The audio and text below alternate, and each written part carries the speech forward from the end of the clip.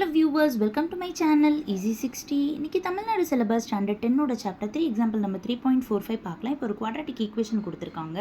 இது general ஈக்குவேஷனோட compare பண்ணோம்னா a is equal to 1, b is equal to 7, c is equal to 10 கிடச்சிரும்.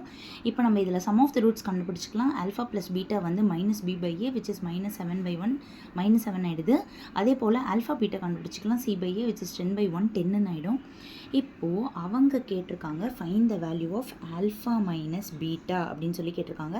Alpha minus பீட்டாவுக்கு formula இல்லாததால் ஆனால் alpha minus beta the whole ஸ்கொயரோட ஃபார்முலாவை நான் யூஸ் பண்ணிக்கிறேன்.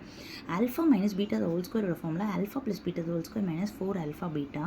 இப்போ நம்ம கண்டுபிடிச்ச வேல்யூஸை சப்ஸ்டியூட் பண்ணால் ஆல்ஃபா ப்ளஸ் பீட்டா பதிலாக minus 7 the whole square minus 4 into alpha beta பதிலாக 10ன்னு போட்டு ஸோ மைனஸ் 7 ஸ்கொயர் பண்ணால் 49 minus 4 10s are 40 which is 9ன்னு கிடச்சிருது. அப்போது ஆல்ஃபா மைனஸ் பீட்டா வேணும்னா √9 which is 3. அவங்க கேட்ட மாதிரி ஆல்ஃபா மைனஸ் பீட்டாவை கண்டுபிடிச்சிட்டோம்.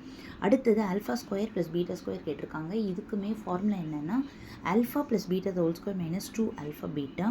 ஸோ ஆல்ஃபா ப்ளஸ் பீட்டா வந்து minus 7 the whole square minus 2 into alpha பீட்டாவோட வேல்யூ வந்துட்டு 10. ஸோ 7 ஸ்கொயர் பண்ணோன்னா 49.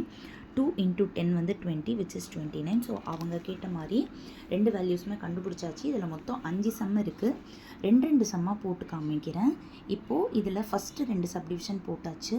Thank you viewers.